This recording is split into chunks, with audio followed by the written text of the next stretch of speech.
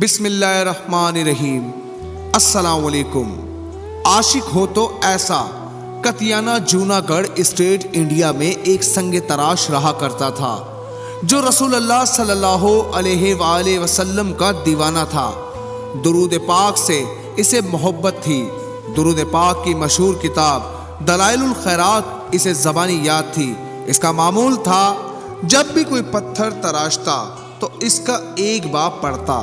ایک بار حج کے موسم میں قافلے مدینے کی طرف رواں دواں تھے تو اس کی قسمت کا ستارہ چمک اٹھا۔ ایک رات جب سویا تو دل کی آنکھیں کھل گئی۔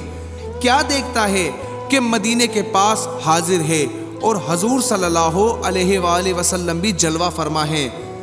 سبز گنبد کے انوار سے فضا منور ہو رہی ہے اور مینار بھی نور برسا رہے ہیں، مگر ایک مینار کا کنگرا شکستہ تھا۔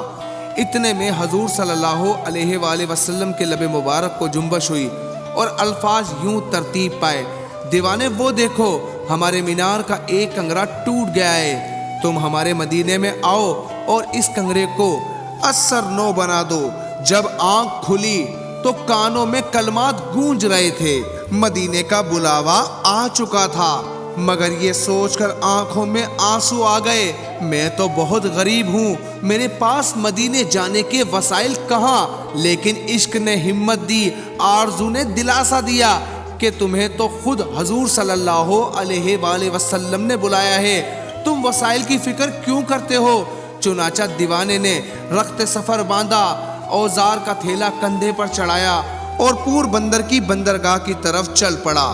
ادھر پور بندر کی بندرگاہ پر سفینہ مدینہ تیار کھڑا تھا۔ مسافر پورے ہو چکے تھے، مگر عجیب تماشا تھا کہ کپتان کی کوشش کے باوجود سفینہ چلنے کا نام نہ لیتا تھا۔ اتنے میں جہاز میں سے کسی کی نظر دور سے جھومتے ہوئے آتے دیوانے پر پڑی۔ لوگ سمجھے کہ شاید ایک مسافر رہ گیا تھا۔ جہاز گہرے پانی میں کھڑا تھا۔ دیوانے کو لینے کے لیے ایک کشتی آئی۔ دیوانہ اس کشتی کے ذریعے جہاز میں سوار ہو گیا۔ اس کے سوار ہوتے ہی جہاز جھومتا ہوا مدینے چل پڑا۔ نہ اس سے کسی نے ٹکٹ مانگا، نہ اس کے پاس تھا۔ بلا آخر دیوانہ مدینے پہنچ گیا۔ اب دیوانہ جھومتا ہوا روضہ پاک کی طرف چلا جا رہا تھا۔ کچھ خدام حرم کی نظر دیوانے پر پڑی تو پکار اٹھے، ارے یہ تو وہی ہے جس کا حلیہ ہمیں دکھایا گیا ہے۔ دیوانے نے اشک بار آنکھوں سے سنہری جالیوں پر حاضری دی، پھر باہر آ کر خواب میں جو جگہ دکھائی گئی تھی اس کو دیکھا تو واقعی کنگرا شکستہ تھا۔ اپنی کمر میں رسی بندھوا کر خدام کی مدد سے دیوانہ گھٹنوں کے بل اوپر چڑھا۔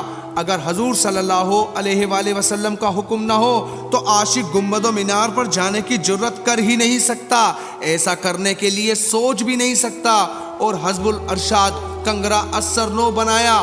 وارے دیوانے دیوانے کی خوش بختی! جب دیوانے کی بیتاب روح نے سبز گنبد کا قرب پایا تو بے قراری اور اضطراب بے حد بڑھ گیا۔